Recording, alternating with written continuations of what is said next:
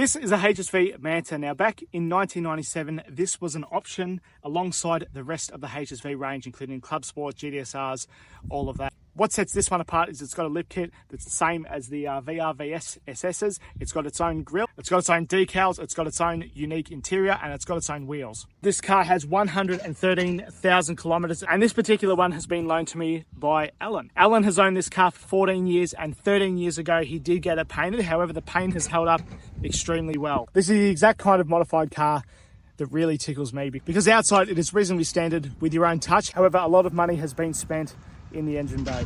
Now, one of the things that I love about this engine bay is even though the motor has really had a lot done to it, it is looking completely stock in here, and that is the way that it should be. It still has the factory HSV intake, still got the factory HSV airbox. It's really, really nice in here.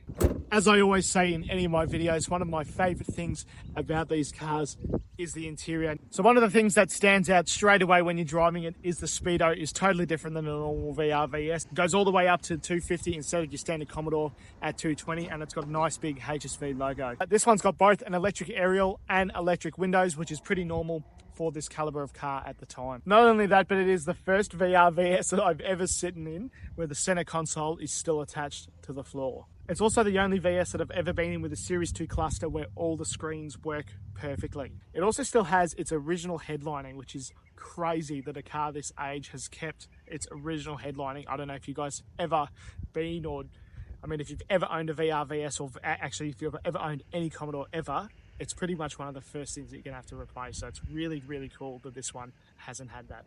If we have a look in the boot, obviously we see two big dirty sub. However, other than that, it has lots of signs of its HSV heritage. It has a fire extinguisher bracket. The fire extinguisher obviously is out of date, so that has been pulled out.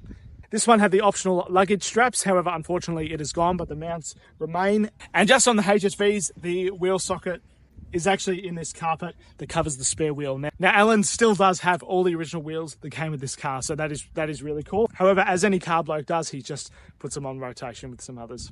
The real highlight of this particular car though is the motor. It's got a Harrop 355 crank, new rods, new pistons, pacemaker extractors. Pretty much everything that you would want to do to a 5 litre has been done to this, and it is really fun to drive, so let's drive it.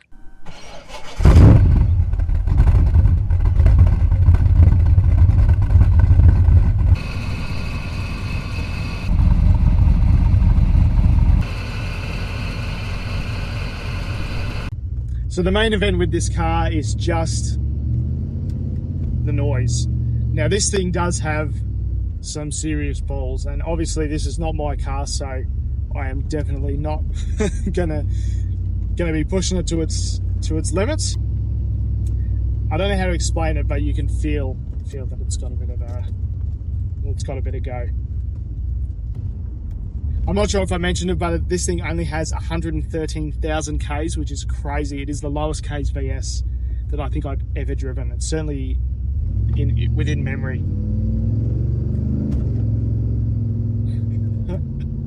So it also has 346 diff gears, and it just, I know a lot of people, mock the 5 litre for being a bit slow, but obviously this one has really been wakened up. It's got gears and it's had so much stuff done to the motor, which I ran through before, but it's not slow.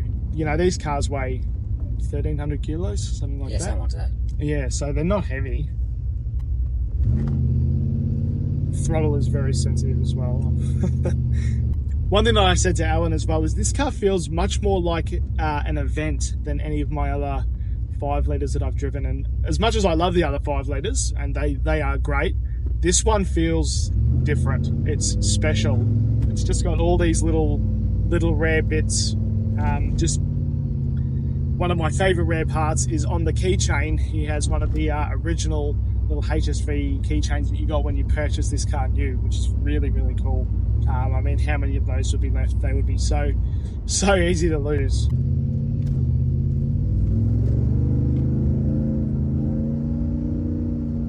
Oh, it's definitely quicker than my VN, that's for sure. It sounds great. I even felt that little drop in your stomach a little bit there. Did you feel it? Yeah. Yeah. I don't think my V8 has ever given me that, unfortunately. So this 5 litre is pushing more than 200 kilowatts at the wheels. At its peak torque, 1400 newton meters. I mean, that is just ridiculous. And that is one thing that they never tell you when people joke about 5 litres are slow. I mean, obviously not this one. This car makes a stupid amount of torque, 1400 newton meters, and that is just, I mean, that's just insane.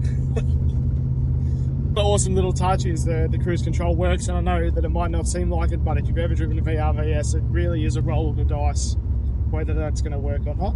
These really are becoming modern classics. They just are so different than anything new that you can buy today.